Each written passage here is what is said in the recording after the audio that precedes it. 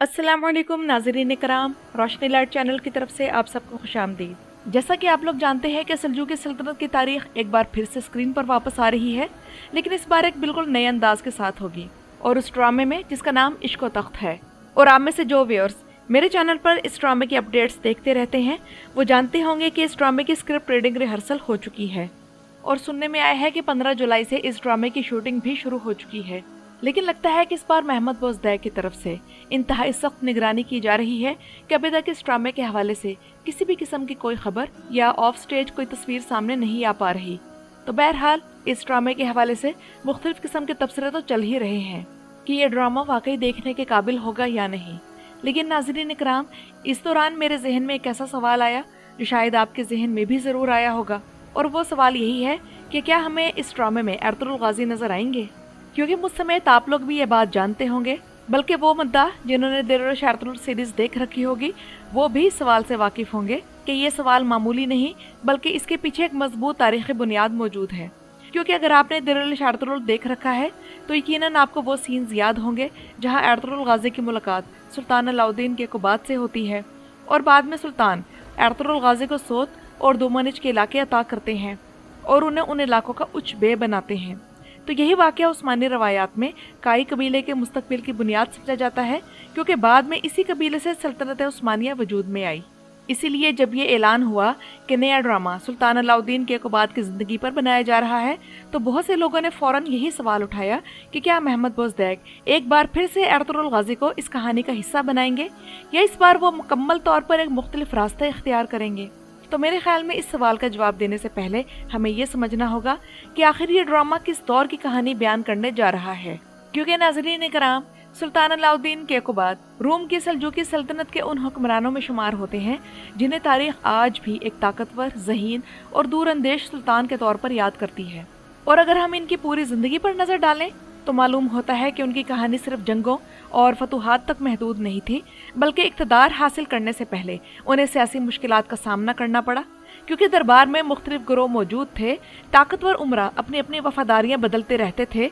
और सल्तनत के अंदर ऐसे लोग भी मौजूद थे जो इक़्तिदार की कशमकश को अपने मफाद के लिए इस्तेमाल करना जानते थे। यही वजह है कि अब तक सामने आने वाली मालूमात से अंदाज़ा होता है कि इश्क व तख्त सीरीज़ के शुरू में सुल्तान अलाउद्दीन के कुबात के तख्त नशीन होने, उनकी इब्तदाई हुक्मरानी, दरबारी सियासत और उनकी ज़ाती ज़िंदगी को दिखाया जाएगा, ना कि बराह रास्त कहानी एर्तुगरुल गाजी से शुरू की जाएगी। और अगर वाकई ऐसा होता है तो फिर मेरे ख्याल में पहले सीज़न में एर्तुगरुल गाजी को देखने के इम्कानात काफ़ी कम हो जाते हैं। इसकी एक वजह तारीख़ी तरतीब भी है, क्योंकि उस्मानी रवायात के मुताबिक एर्तुगरुल गाजी और सुल्तान अलाउद्दीन के कुबात की मशहूर मुलाकात उस वक्त हुई थी जब सुल्तान पहले ही एक मजबूत हुक्मरान बन चुके थे। सुल्तान अलाउद्दीन की एर्तुगरुल गाजी से मुलाकात से पहले सुल्तान को अपनी सल्तनत के अंदर कई मसाइल का सामना करना पड़ा था जिन्हें हल किए बगैर वो अपनी तवज्जो सरहदी कबाइल की तरफ नहीं दे सकते थे। और हम ये बात जानते हैं कि काई कबीला सरहदी कबीला ही था जो बाज़ंतीनी सरहद पर आबाद था। इसलिए अगर ये ड्रामा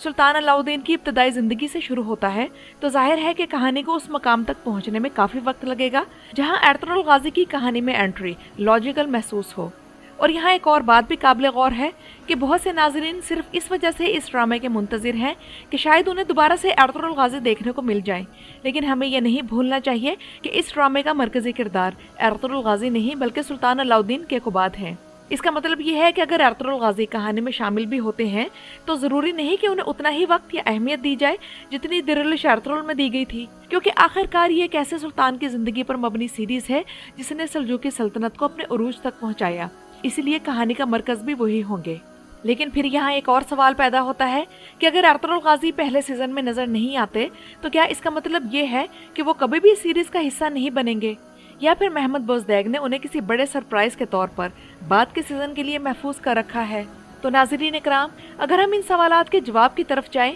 तो जज्बाती तौर पर तो हम में से हर मद्दाह एर्तुगरुल गाजी के किरदार से इस कदर दिली तौर पर अटैच्ड है कि हर वो शख्स जिसने दिल-ए-रुश एर्तुगरुल देख रखी है वो यही चाहेगा कि इश्क व तख्त में भी एर्तुगरुल गाजी की शानदार वापसी हो। लेकिन अगर हम इन सवालों का जवाब तारीख और ड्रामे की कहानी और प्रोडक्शन के नुक्ता नज़र से तलाश करें तो तस्वीर कुछ मुख्तलिफ नज़र आएगी। तो मेरे ख्याल में इस वक्त कम अज़ कम 3 ऐसे इम्कानात मौजूद हैं जिन पर महमद बोज़दैक काम कर सकते हैं। तो इस हवाले से पहला इम्कान ये है कि एर्तुगरुल गाजी पहले सीज़न में बिल्कुल भी नज़र ना आए।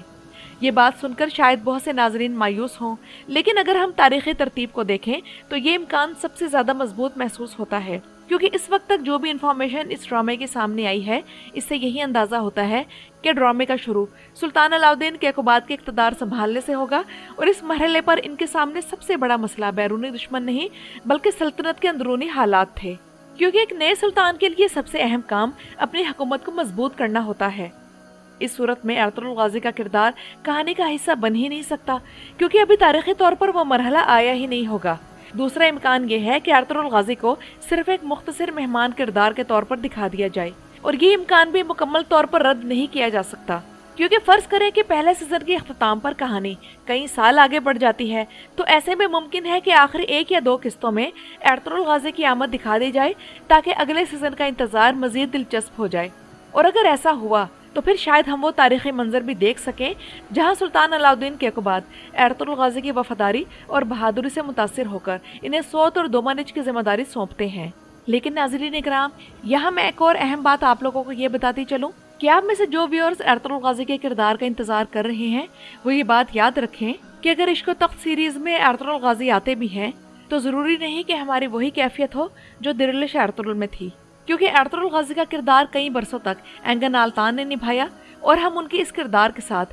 جذباتی طور پر اٹیچڈ ہو چکے ہیں۔ اب اگر یہی کردار کسی نئے اداکار کے ذریعے پیش کیا جاتا ہے تو لازمی نہیں کہ ہمارے ذہن فوراً اسے قبول کر لیں، کیونکہ ناظرین اکرام، آپ میں سے جن لوگوں نے ٹرکش ہسٹوریکل ڈرامہ سیریز کاراتائی کی واپسی دیکھ رکھی ہے وہ جانتے ہوں گے کہ اس میں بھی ارطغرل غازی کا کردار تھوڑے سے ٹائم کے لیے دکھایا گیا، اور اس کے علاوہ مولانا جلال الدین رومی ڈرامہ سیریز میں ارطغرل غازی کا کردار باقاعدہ طور پر لایا گیا تھا، لیکن ہمیں اس اداکار کے ساتھ وہ اٹیچمنٹ محسوس نہیں ہوئی تھی جو درلش ارطغرل والے اداکار کے ساتھ تھی۔ تو اسی طرح عشق و تخت ڈرامہ سیریز میں بھی اگر یہی کردار کسی نئے اداکار کے ذریعے پیش کیا جاتا ہے تو لازمی نہیں کہ ہمارے دل فوراً اسے قبول کر لیں۔ یہی وجہ ہے کہ اگر محمد بوزدیگ واقعی ارطغرل غازی کو واپس لاتے ہیں تو ان کے لیے صرف اچھا اداکار منتخب کرنا کافی نہیں ہوگا، بلکہ اس کردار کی شخصیت، وقار، ڈائیلاگز ڈیلیوری اور انداز کو بھی اسی معیار کے مطابق پیش کرنا ہوگا جس کی توقع ہم رکھتے ہیں۔ اور اس معاملے میں تیسرا امکان یہ ہو سکتا ہے کہ ممکن ہے کہ محمد بوزدیگ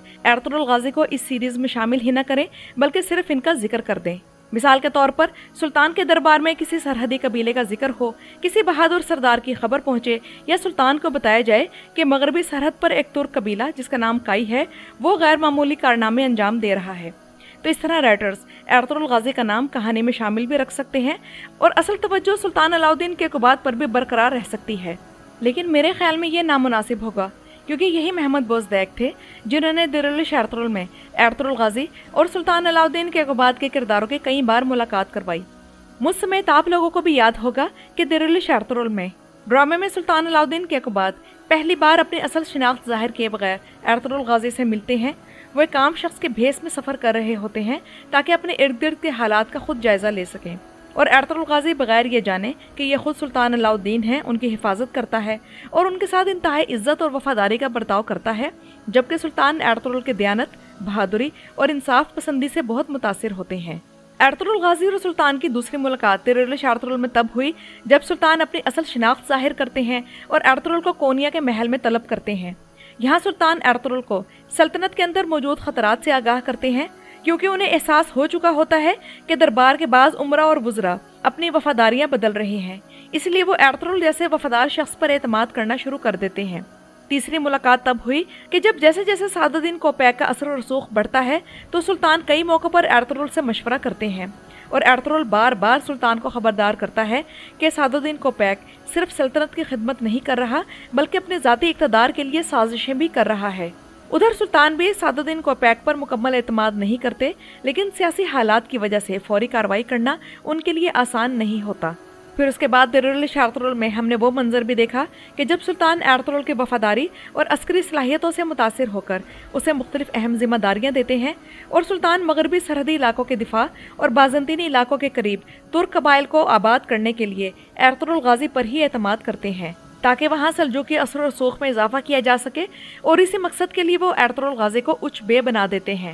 اور ڈرامے کے اہم ترین واقعات میں سے ایک واقعہ یہ بھی ہے کہ جب سلطان علاؤدین ارطغرل کے برسوں کی خدمات، وفاداری اور فتوحات کے اعتراف میں اسے سوت اور دومانچ کے علاقے عطا کرتے ہیں۔ यही वाकया बाद में उस्मानी सल्तनत के क़याम की बुनियाद के तौर पर पेश किया जाता है, क्योंकि इन्हीं इलाकों में बादअज़ा उस्मान गाजी की क़यादत में काई कबीले ने अपनी ताकत मुस्तहकम की। जबकि ड्रामे के आखिरी हिस्सों में सुल्तान अलाउद्दीन और अर्तुगरुल गाजी की मुलाकातें ज़्यादातर सल्तनत के मुस्तकबिल, मंगोल खतरे, बाज़ंतीनी साजिशों और तुर्क इत्तेहाद के हवाले से होती हैं, और सुल्तान बार बार इस एतमाद का इजहार करते हैं कि अर्तुगरुल सिर्फ काई कबीले का सरदार नहीं बल्कि सल्जूकी सल्तनत के सबसे काबिल एतमाद सिपह सालारों में से एक है। और नाज़रीन इकराम, मेरे ख्याल में ये गालिबन वही वक्त था जब अर्तुगरुल गाजी सादतुद्दीन कोपैक की साजिशों का राज फाश करने के लिए सुल्तान अलाउद्दीन के महल में जाते हैं और एक बाज़ंतीनी तकफूर को गवाह के तौर पर पेश करते हैं, लेकिन सादतुद्दीन कोपैक की शैतानी ज़हानत उन सबको मात दे जाती है। तो बहरहाल नाज़रीन इकराम, इस बारे में आप लोगों की क्या राय है, कमेंट्स में मुझे ज़रूर बताएं। मेरी वीडियो देखने का शुक्रिया।